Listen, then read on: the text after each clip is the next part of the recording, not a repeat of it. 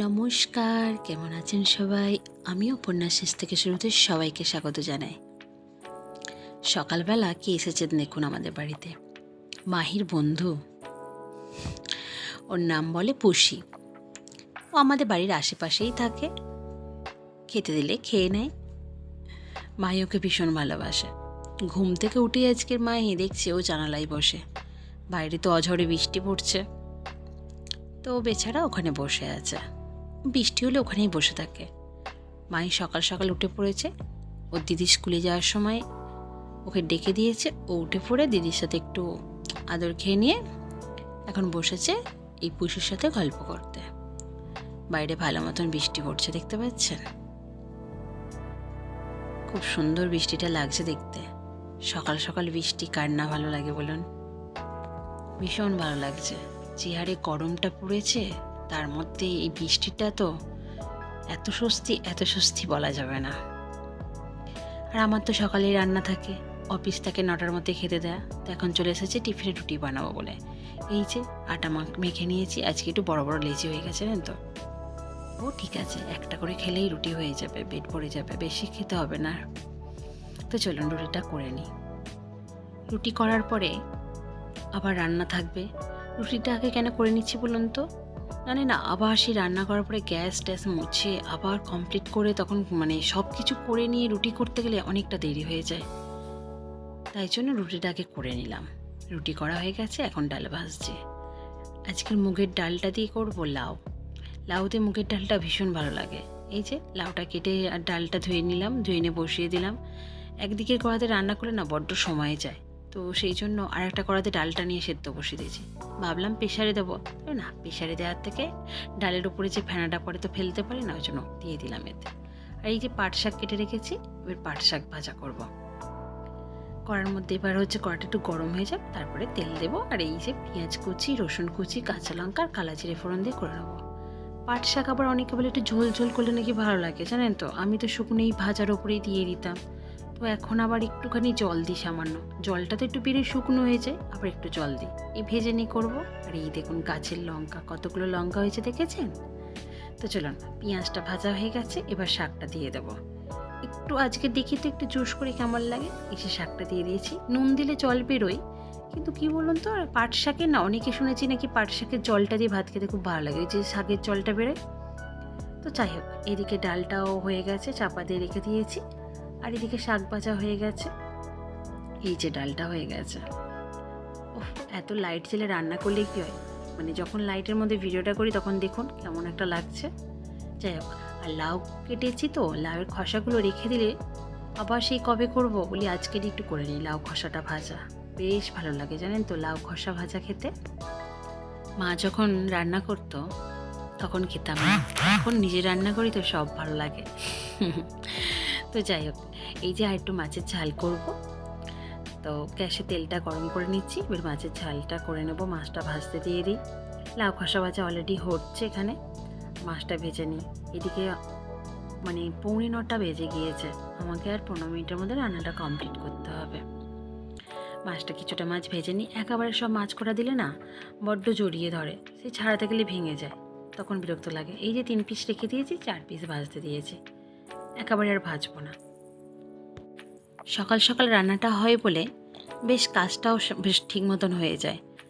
একটা বাঁধা কাজ থাকে, সকালে রান্না হয়ে গেল, তারপরে ঘরদোর গুছানো, সব আস্তে আস্তে হতে থাকে। এই যে মাছের ঝাল করব বলে মাছের ঝালের মশলাটা কমপ্লিট করে নিলাম। এখনও লাউ খসাটার ভাজাটা কমপ্লিট হচ্ছে না। এটা একটু সময় নিয়ে ভাজি জানেন তো, বেশ সুন্দর করে লাল লাল করে ভাজলে বেশ খেতে ভালো লাগে। আর নামানোর সময় একটু মিষ্টি ছড়িয়ে দিই, মিষ্টি বলতে চিনি একটু ছড়িয়ে দিই হালকা করে, একদম বেশি মিষ্টি দিই না। এদিকে এই যে মাছের ঝালের মশলাটা প্রায় কষানো হয়ে এসেছে। এত তাড়াহুড়ো থাকে, তার মধ্যে তো ভিডিও বানাতেই পারি না, কিছুদিন বানানোই হয় না, তাড়াহুড়োর মধ্যে হয় বলুন।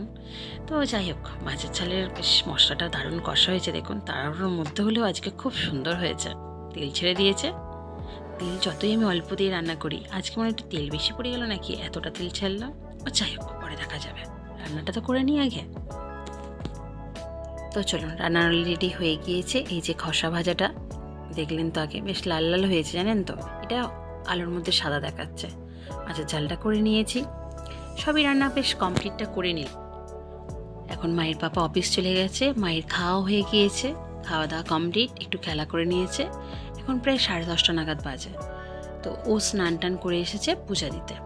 ও পূজা দিতে বেশ ভালোবাসে, আর পূজাটা সুন্দরভাবে দেয়ও, জানেন তো। ছোটোবেলা থেকে দেখছি তো আমার কাছে বসে বসে ঠাকুর পূজাটা খুব সুন্দর করে দিতে পারে। তো আমার সাথে কত গল্প করছে, আমি যে তুমি দিতে পারবে, জলটা ঢালতে পারবে, আমি ঢেলে দেবো। আরে তুমি দেখোই না আমি কেমন করে করি, তুমি দেখো। দেখুন আস্তে আস্তে জল ঢালছে। আমি ওকে বলি, তুমি যখন পূজা দেবে বোতল থেকে গ্লাসে করে নিয়ে নেবে, এটা সব থেকে বড় গ্লাস আছে তো, তুমি এতে করে নিয়ে আস্তে আস্তে সব গ্লাসগুলোতে দেবে। ও সেটাই করে। আমি এই কথা শুনে বেশ ভালো কাজ করেছে। চুলগুলো কি বড় বড় হয়ে গেছে, গরমেতে বেশ কষ্ট পায়। দেখি একদিন সময় করে চুলগুলো কেটে দেব, আমি নিজেই কেটে দেবো। আর আমি নিজেই ওদের চুলগুলো কেটে দিই। দুই মেয়েরই বেশ বড় বড় চুল হয়ে গেছে তো। বড় মেয়েটা তবু চুলটা বাঁধা চাই, এই বেঁধে রাখতে পারে না, একদম বেঁধে দিলেই না সঙ্গে সঙ্গে খুলে দেওয়ার চেষ্টা করে। তো মায়ের আজকে খুব মজা করে পুজো দিচ্ছে। ছোটোবেলা থেকে বাচ্চারা যদি এইসব কাজ করে বেশ ভালো লাগে না দেখতে মায়েদের। মায়েরও কাজ একটা কমপ্লিট করছে। সত্যি বলছি, আমিও ছোটোবেলা থেকে পুজো দিতাম, জানেন তো। আমার খুব ভালো লাগে যে দুই মেয়ে বেশ পূজার দিকে বেশ মন দেয়, আস্তে আস্তে বেশ কাজ শিখছে।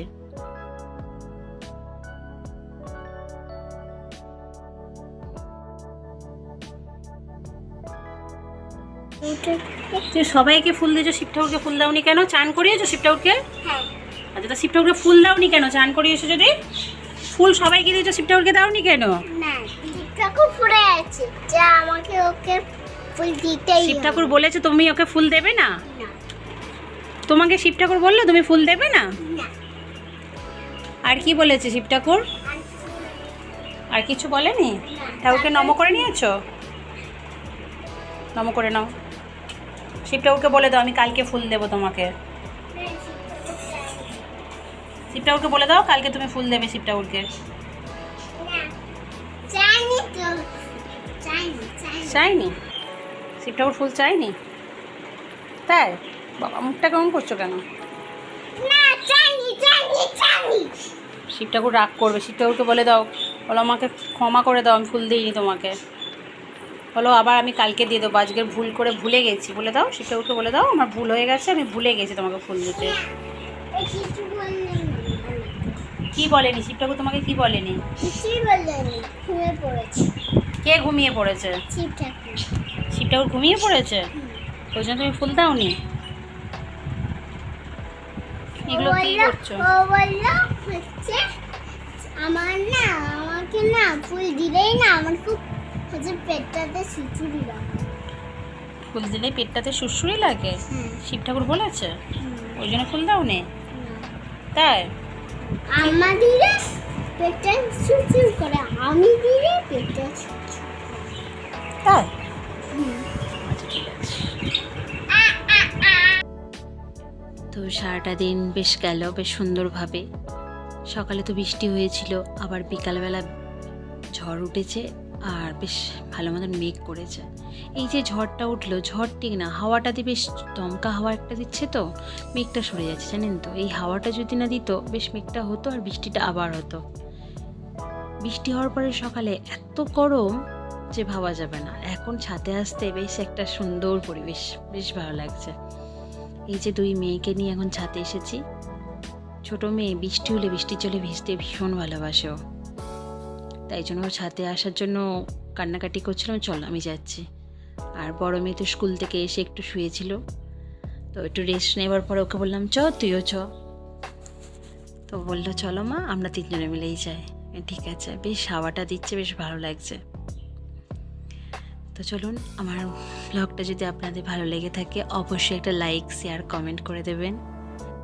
যারা আমার চ্যানেলটি এখনও সাবস্ক্রাইব করুননি প্লিজ আমার চ্যানেলটি সাবস্ক্রাইব করুন, আমারও নতুন নতুন ব্লগ বানাতে ভালো লাগবে। তো সবাই ভালো থাকবেন, সুস্থ থাকবেন, সাবধানে থাকবেন। আবার নতুন ব্লগে দেখা হচ্ছে। সবাই ভালো থাকবেন, সাবধানে।